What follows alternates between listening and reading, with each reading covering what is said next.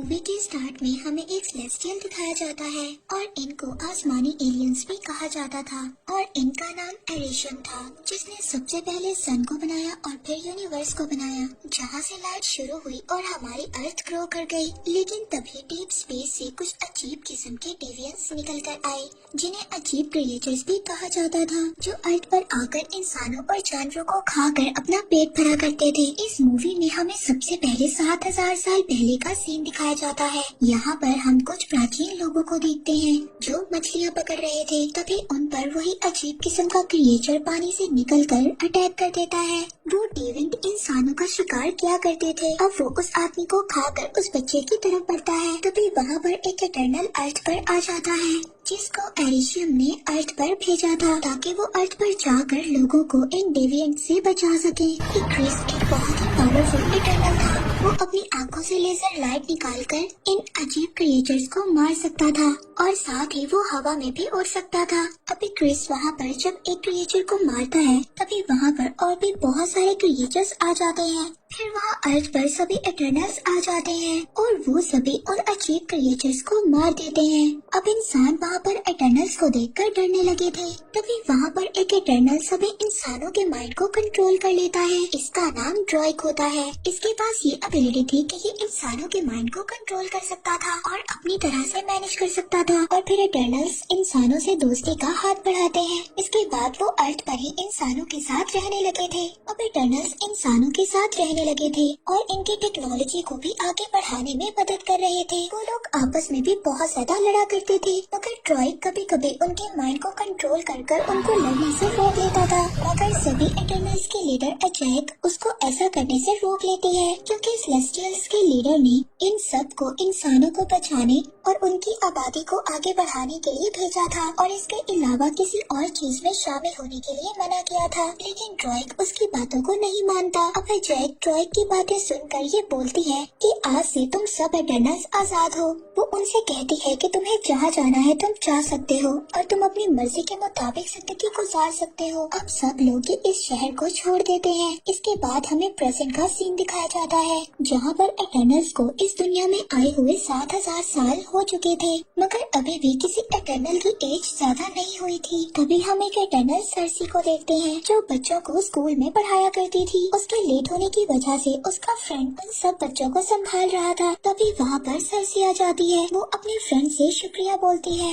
कि उसने इतनी देर तक बच्चों को मैनेज किया। अब जैसे ही सर्सी का फ्रेंड यहाँ से चला जाता है, उसके जाने के बाद वहाँ पर अर्थक्वेक आ जाता है। तभी वहाँ पर बना हुआ एक स्टैचू सर्सी के एक स्टूडेंट के ऊपर गिरने वाला था, मगर सर्सी अपनी पावर से उस स्टैचू को रेत में बदल देती है, क्योंकि सर्सी के पास ये एबिलिटी थी। वो किसी भी मेटल की चीज को सैंड में बदल सकती थी। अब रात को सर्सी अपने फ्रेंड के साथ एक क्लब में जाती है। वहाँ पर हम एक और इटर्नल स्प्राइट को देखते हैं, जिसके पास ये एबिलिटी थी। वो किसी के भी रूप में आसानी से आ सकती थी, लेकिन स्प्राइट की बॉडी को जो भी टच करता था, उसकी बॉडी से लाइट्स निकलने लगती थी, जिसकी वजह से स्प्राइट 7000 साल तक सिंगल ही थी। हम देखते हैं कि क्लब में सर्सी अपने फ्रेंड का बर्थडे सेलिब्रेट कर रही थी। सर्सी के फ्रेंड को उसके बारे में कुछ बातें मालूम थी, जैसे कि सर्सी एक जादूगर है और उसकी उम्र बहुत ज्यादा है। अब वो लोग रास्ते में बातें करते जा रहे थे। तभी वहाँ पर एक क्रिएचर आ जाता है और वो सर्सी के फ्रेंड पर अटैक करने लगता है। तभी सर्सी अपनी पावर से उस क्रिएचर के पाँव को जमीन में फ्रीज कर देती है। सर्सी का फ्रेंड उससे पूछता है कि मुझे बताओ ये क्या है। सर्सी उसे बताती है कि ये क्रिएचर्स हैं। उसका फ्रेंड सर्सी को बताता है कि ये क्रिएचर्स 2000 साल पहले खत्म हो गए थे, फिर ये कहाँ से बच गया। अब वो क्रिएचर अपने आप को सन से छुड़ाकर वहाँ से भाग जाता है। फिर सर्सी और स्प्राइट उस क्रिएचर का पीछा करने लगते हैं। सर्सी का फ्रेंड भी सर्सी की तरह जंप करने की कोशिश करता है, लेकिन उसे ऐसा नहीं हो पाता। अब सर्सी उस क्रिएचर को डिस्ट्रैक्ट करने की कोशिश करती है, लेकिन वो क्रिएचर डिस्ट्रैक्ट नहीं होता और वो स्प्राइट पर अटैक कर देता है। तभी वहाँ पर एक क्रिस आकर उस क्रिएचर को इंजर्ड कर देता है, लेकिन वो देखते हैं कि वो क्रिएचर खुद को हील करने की एबिलिटी रखता था और ऐसी पावर्स इटर्नल की लीडर एजेक के ही पास थी।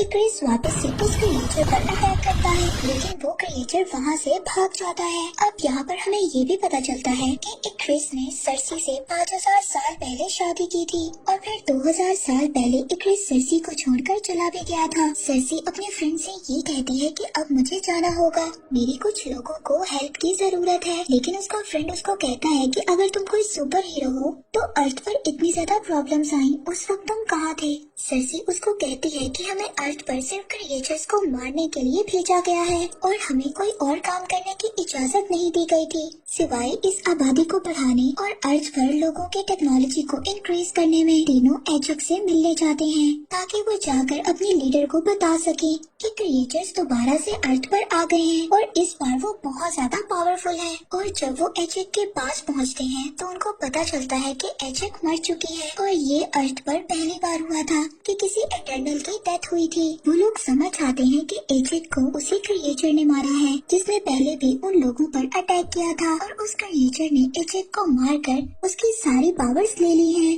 हम देखते हैं कि एजेक के गले से एक पावरफुल स्टोन निकलता है और वो स्टोन सर्सी की बॉडी के अंदर चला जाता है, यानी कि एजेक ने मरने के बाद सर्सी को इटर्नल्स का लीडर चुना था। अब सर्सी एलिशियम से बातें कर सकती थी। अब ये लोग अपनी टीम को इकट्ठा करने का फैसला करते हैं ताकि वो एक बार फिर से सभी इटर्नल्स मिलकर उन क्रिएचर्स को मार सके। अब वो सबसे पहले किंगो के पास जाते हैं। किंगो के पास ये एबिलिटी थी कि वो अपने फिंगर से छोटी छोटी आग की गोलियों को निकाल सकता था। अब किंगो एक सुपरस्टार बन चुका था और उसने बहुत ज्यादा मूवीज भी की थी। अब वो किंगो को अपने साथ आने का कहते हैं तो कहता है कि मुझे बहुत ज्यादा काम है और मैंने बहुत ज्यादा मूवीज को साइन भी किया है। जब किंगो अपने लीडर का सुनता है कि वो मर चुकी है तो किंगो ये सुनकर बहुत ज्यादा उदास हो जाता है और फिर वो अपने मैनेजर के कहने पर जाने के लिए तैयार हो जाता है। अब वो लोग किंगो के प्राइवेट प्लेन से ऑस्ट्रेलिया जाते हैं जहाँ पर उनके 2 और इटर्नल्स रहते थे। अब वो लोग जब वहाँ पर पहुँचते हैं तो देखते हैं कि एक बहुत बड़ा क्रिएचर मरा हुआ है। किंगो का मैनेजर उसको कहता है कि ये क्रिएचर्स तो बहुत खूबसूरत हुआ करते थे। किंगो अपने मैनेजर को कहता है कि क्या तुम्हारा दिमाग खराब है? ये बदबूदार सड़ा हुआ क्रिएचर तुम्हें किस एंगल से खूबसूरत लगता है? अब वो यहाँ पर अपने एक और मेंबर से मिलते हैं जिसका नाम गिलगमेश था। वो उनसे पूछता है कि क्या तुम मेरा केक ट्राई करोगे? जब ये लोग इसको एजेक के मरने की खबर सुनाते हैं तो ये बहुत ज्यादा उदास हो जाता है और इसके हाथ से बना हुआ केक भी गिर जाता है। फिर वो लोग अपने एक और मेंबर टीना के पास जाते हैं जो एक दरख्त के नीचे बैठी कुछ ड्राइंग कर रही थी। दरअसल टीना को एक दौरा पड़ता था और जब उसको ऐसा होता था तो वो किसी पर भी अटैक कर देती थी और 7000 साल से गिलगमेश ही टीना के साथ रहता था और टीना के पास ऐसी एबिलिटी थी कि वो अपने हाथों से एक पावरफुल वेपन निकालकर अटैक कर सकती थी। और जब टीना उन पर अटैक करने लगती है तो स्प्राइट वहाँ के माहौल को चेंज कर देती है और उसको ये बात याद दिलवाने की कोशिश करती है कि वो कौन लोग हैं और उनका मकसद क्या है। फिर जब गिलगमेश टीना को समझाता है तो वो नॉर्मल हो जाती है। इसके बाद फिर सब लोग मिलकर वहाँ पर खाना खाते हैं। फिर सर्सी उठकर वहाँ पर उस जगह पर जाती है जहाँ पर टीना बैठी ड्राइंग कर रही थी। वो उसकी ड्राइंग को देखती है और अपने लीडर से कांटेक्ट करने की कोशिश करती है और फिर उसकी सोल अपने किंग लीडर के पास पहुँच जाती है। वो वहाँ जाकर अपने किंग लीडर को बताती है कि क्रिएचर्स दोबारा अर्थ पर आ गए हैं और उन्होंने एजेक को मारकर उसकी ताकत को भी चुरा लिया है और अर्थ पर भी बहुत ज्यादा चीजें अजीब हो रही है। जिस पर एरिशियम उनका लीडर उसको बताता है कि ये एक एमरजेंस की निशानी है। सर्सी उससे पूछती है कि एमरजेंस क्या होता है। वो सर्सी से कहता है कि अब वक्त आ गया है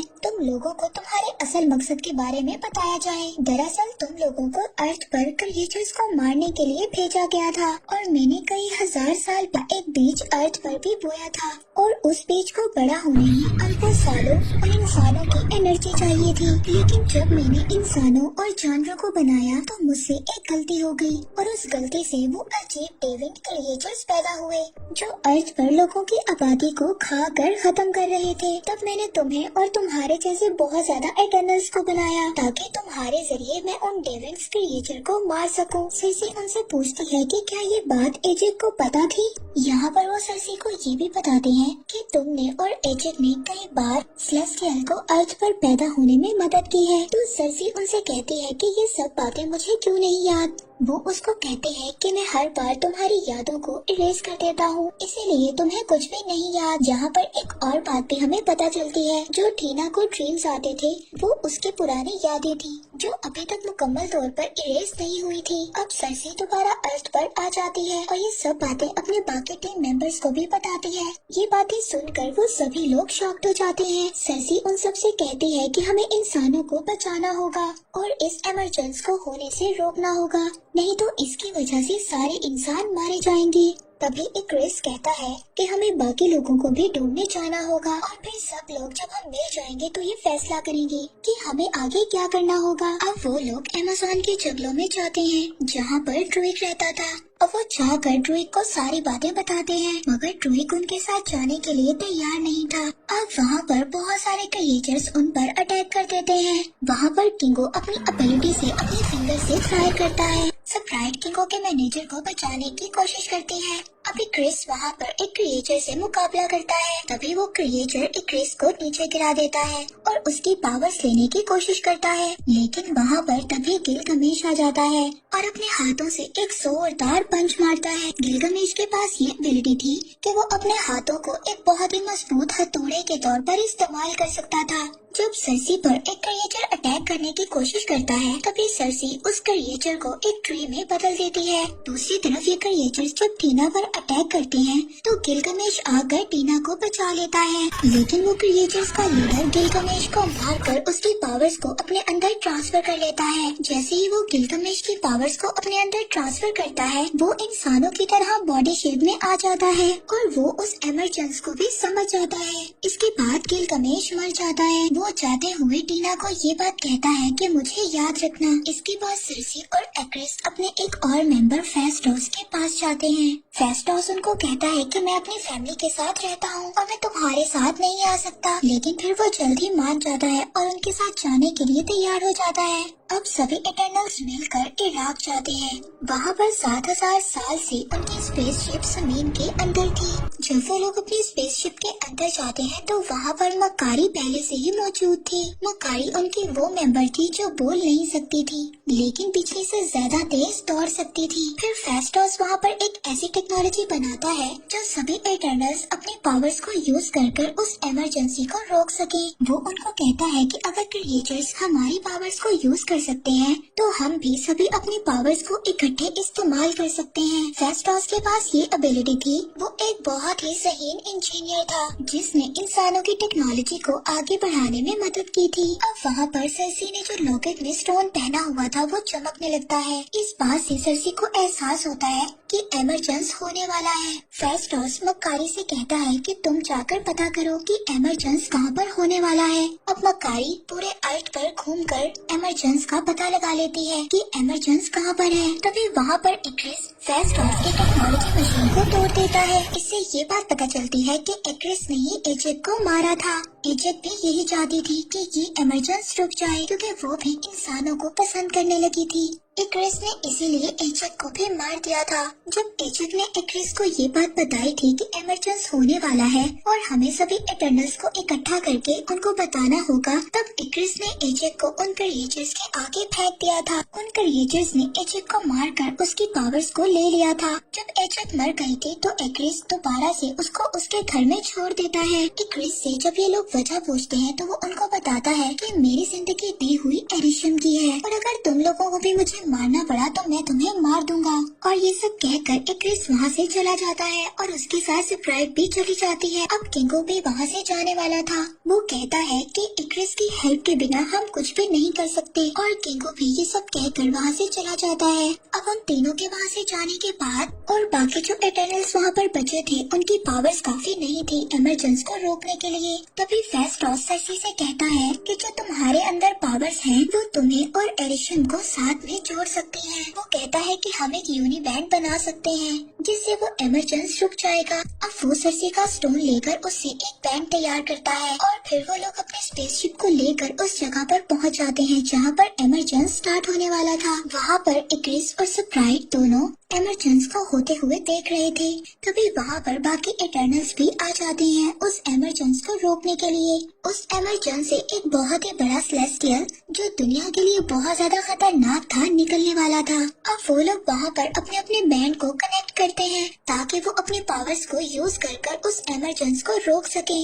वहाँ पर इक्रिस ड्रूइग को उठाकर पीछे फेंक देता है। ये सब देख कर मकारी बहुत ज्यादा चीखती चिल्लाती है और वो इक्रिस को इतना ज्यादा मारती है कि इक्रिस ने 7000 साल में इतनी ज्यादा मार नहीं खाई होगी। वहाँ पर सर्सी फेस्टोस से कहती है कि मैं इस एमरजेंस को अकेले रोकने की कोशिश करती हूँ। फेस्टोस कहता है ठीक है, तुम इसे रोकने की कोशिश करो, हम इक्रिस को रोकने की कोशिश करते हैं। अब बाकी के इटर्नल्स इक्रिस के साथ मुकाबला करते हैं। अब वहाँ पर क्रिएचर्स का लीडर भी आ जाता है। मकारी उसके इर्द गिर्द एक बहुत ही बड़ा सर्कल बना देती है, लेकिन वो मकारी को पकड़ लेता है और उसकी पावर्स लेने की कोशिश करता है। तभी फेस्टोस उस पर अटैक करता है, जिससे वो क्रिएचर मकारी को दूर फेंक देता है और खुद पहाड़ों के अंदर एक गुफा में जाकर गिर जाता है। फिर फेस्टोस इक्रिस को अपनी टेक्नोलॉजी से बांध देता है। दूसरी तरफ सर्सी जब एमरजेंस को रोक रही होती है, वहाँ पर स्प्राइट आकर एक चाकू से उस पर स्टैब कर देते हैं और कहते हैं कि मुझे इंसानों की जान नहीं बचानी।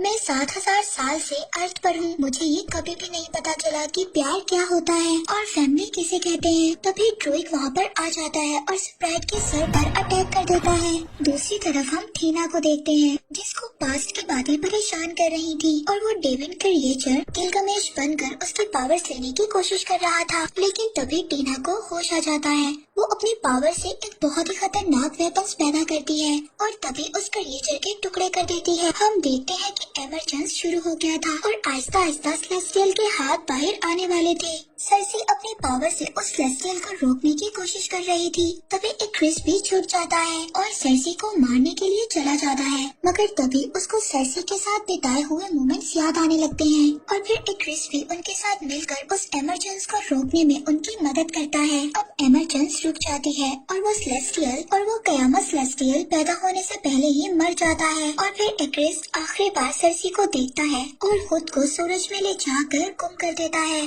दूसरी तरफ मकारी जब ड्रूइग को देखती है तो वो बहुत ज्यादा खुश होती है और उसको गले लगा लेती है। दूसरी तरफ सर्सी स्प्राइट से कहती है कि अभी भी सेलेस्टियल्स की पावर मेरे अंदर मौजूद है, अगर तुम चाहो तो मैं तुम्हें ठीक कर सकती हूँ, लेकिन फिर तुम इंसान बन जाओगी और एक दिन मर जाओगी। जिस पर स्प्राइट कहती है कि हाँ मैं तैयार हूँ। इसके बाद वो लोग फेस्टोस के घर डिनर करने जाते हैं और अब स्प्राइट स्कूल में एडमिशन ले लेती है। इसके बाद सर्सी अपनी फ्रेंड से मिलती है। वो उसको कहता है कि मैं तुम्हें कब से बताना चाह रहा हूँ, मैं इस अर्थ का नहीं हूँ। तभी आसमान पर एक पोर्टल ओपन होता है। एडिशन सर्सी के साथ साथ बाकी इटर्नल्स को अपने पास वापस बुला लेते हैं और कहते हैं कि तुमने इंसानों को बचाने के लिए सेलेस्टियल का कत्ल किया है, लेकिन अभी मैं तुम्हें माफ कर रहा हूँ और अब मैं चाह रहा हूँ जब मैं वापस आऊँगा तब मैं अपना फैसला सुनाऊंगा कि तुम लोगों के साथ क्या करना है। और इसी के साथ ही मूवी यहीं पर एंड हो जाती है।